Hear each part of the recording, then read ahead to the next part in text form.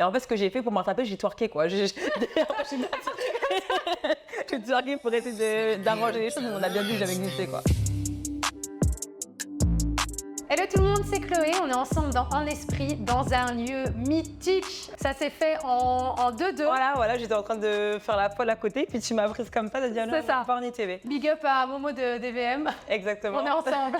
Neverly, toi tu es chorégraphe, danseuse professionnelle. Exactement. Est-ce que tu peux remettre dans le contexte un petit peu avec quels artistes tu as déjà collaboré? Alors, j'ai commencé en 2011 avec Booba. Et on va dire que avoir fait la tournée avec lui, ça m'a un peu propulsée parce que du coup, j'ai eu accès à pas mal d'artistes au final. J'ai dansé avec La Crime, Caris, TLF, Rof, Gims aussi. Du coup, là, je suis en tournée avec Niska. Et ça fait 2 ans que je danse pour lui et voilà. Alors déjà, moi, j'ai eu la chance parce que mon père était chorégraphe d'hip-hop. Donc, Ok. Du coup, je suis née dans ça, j'ai grandi dans ça. Depuis que je suis plus petite, je danse. Je travaille avec Nike, Fila, mais vraiment depuis que j'ai 6-7 ans. Donc, je suis dans ça depuis très longtemps. Ensuite, si une personne lambda veut être professionnelle dans ce milieu-là, il faut faire des castings, il faut prendre des cours, se perfectionner et se diriger dans la spécialité qu'on veut, quoi, parce qu'il y a plusieurs spécialités. Il y a le hip-hop, il y a la dancehall, tu as aussi l'afro. Toi, dans tous les différentes danses, les styles de danse, j'imagine que tu en as plusieurs, plusieurs casquettes. Ouais. C'est quoi ta préférée? Alors là, moi, je me suis vraiment dirigée dans le heels. Donc, c'est tout ce qui est sensuel, t'es en talons, c'est pour les femmes, c'est pour vraiment ressentir la sensualité chez la femme, aussi s'affirmer. Et c'est pour ça que j'ai kiffé en fait ce créneau-là. Parce que moi, je suis vraiment... je suis pas la plus belle, mais je sais ce que je vaux avec mes atouts, mes qualités. Et du coup, j'aime bien mettre mes qualités en avant. Et j'ai l'impression que quand on est en talons et qu'on est habillé un peu plus sexy, la femme, elle est encore plus belle et voilà. J'admire les personnes comme toi qui arrivent à être vraiment connectées à leur féminité. Ouais. Parce que c'est pas facile. C'est pas facile au départ, c'est vrai. C'est pour ça que la plupart des filles qui prennent mes cours, parce que je donne des cours de danse aussi à côté, au début de l'année, elles sont très réservées, elles sont pas en accord avec elles-mêmes et tout. Moi, je les mets vraiment à l'aise. En fait, on est toutes différentes, mais on a toutes un truc et ce truc-là, il faut le mettre en avant. Et je trouve que quand on est en talons, quand on s'affirme comme ça, t'as une nouvelle personne en fait. Moi, quand je suis en basket, quand je suis en talons, c'est 2 personnes complètement différentes. Ouais, tu me vois en basket, je suis en mode la cité, le checker les mecs et tout, non. Mais quand je suis en talons, là, je vais faire plus... je suis quelqu'un d'autre, tu vois, madame, ok, tu vois, tu me respectes là. Tu vois ce que je veux dire? Là, tu vas vite te caméra.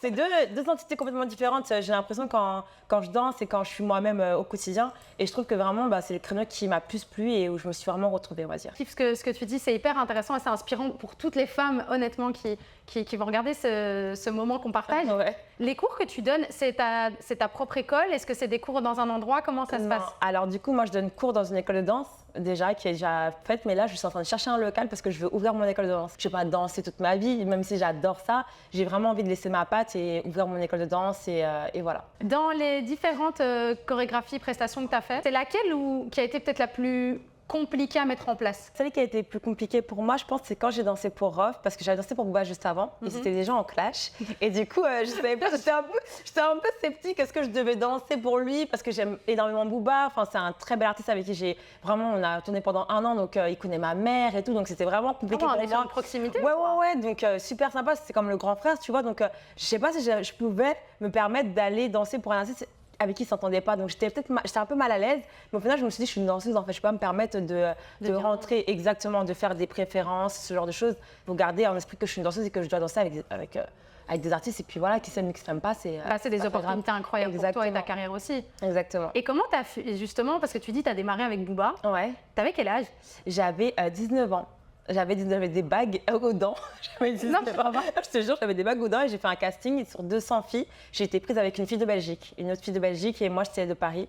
Et on a été prises toutes les deux pour retourner avec lui. Et quand tu as 19 ans et que tu vas danser pour Booba, c'est quoi l'histoire? En fait, comment dire, dès que j'ai été prise, déjà, j'étais choquée. Je pensais pas avoir été prise. Enfin, il y avait 200 filles, donc j'étais pas la seule. J'étais vraiment choquée. Et c'est vrai que autour de moi, parce que j'ai fait aussi son clip, donc dès que le clip est sorti, qu'on m'a vu, autour de moi, c'était directement tu danses pour Booba, mais c'est trop bien, non, c'était vraiment au lycée pareil et tout, non mais c'était vraiment une expérience de fou et ça m'a grave propulsée et carrément je le remercie pour ça parce que au final c'est lui qui a eu la décision finale.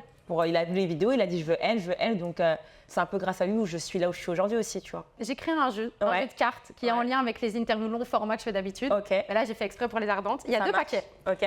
Déjà, tu vas choisir un des 2. Je veux celui-là. Tu veux celui-là. Ouais. Et t'as été connecté. Ouais, été connecté directement. Prends une carte. Je veux celle-là. Quel est le voyage qui t'a changé? Oh là là, ben, c'était il y a même pas 3 semaines, c'était à Bali. Je fais à côté de la télé-réalité, enfin j'en ai fait. Et du coup, je suis partie faire une émission. Et cette émission-là m'a un peu changée parce que c'est une émission qui était un peu profonde comparée à ce que je fais d'habitude. Normalement, je fais des jeux d'aventure, des jeux sur l'amour, ce genre de choses. Mais là, c'était un truc un peu plus profond. Je peux pas en dire plus parce que c'est pas encore sorti. Et du coup, c'est vrai que ça m'a beaucoup appris sur moi-même, sur comment j'agis en général avec les garçons, pourquoi j'agis comme ça. Et c'est vrai qu'il y avait une coach. Et du coup, elle m'a fait ressortir des choses que je ne pensais pas que j'avais enfouies en moi. Et c'est vrai que ce voyage, il m'a beaucoup touchée et il m'a fait réaliser certaines choses sur moi-même que je ne savais pas, du coup. Bali, Ouais. mais je rêve d'aller à Bali et pour des raisons similaires. Ouais, c'est Spirituelles. spirituel, exactement. Ok. Quelle est la chose la plus embarrassante qui te soit arrivée sur scène ou en public? Ah ben il y a pas longtemps avec Nesca, j'ai failli tomber, donc j'ai dansé, puis en fait il y avait de l'eau parce que j'ai glissé carrément. Et en fait ce que j'ai fait pour m'attraper, j'ai twerké quoi. J'ai twerké pour essayer d'arranger les choses, mais on a bien vu que j'avais glissé quoi. Étais-tu populaire quand t'étais ado? Oh ouais.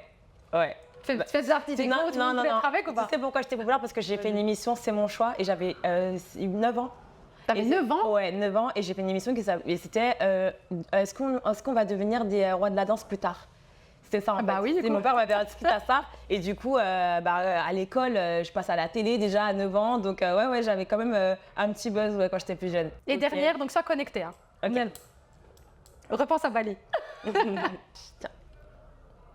Qui t'a le plus inspiré et pourquoi? Mon père. Mon père m'a, en tout cas dans le milieu de la danse, professionnellement parlant, c'est mon père. Et après, on va dire que dans ma vie de tous les jours, c'est ma mère. Tout simplement, ma mère, c'est une battante, c'est une lionne et j'admire beaucoup pour tout ce qu'elle a fait dans sa vie, comment elle s'est battue pour nous, parce qu'elle a quand même éduqué 4 enfants toute seule. Et du coup, c'est vrai que ce côté-là, c'est ma mère. Et côté professionnel, c'est mon daron. Mon père, c'est taf, carré et tout. Et voilà. Le meilleur des deux. Exactement. Merci pour ce petit moment, ça m'a Merci à fait trop toi. plaisir. Moi aussi, vraiment. Bah vraiment. écoute, prochainement peut-être Ça marche. une interview plus Je peux longue. faire un bisou? Mais bien sûr, mais vraiment.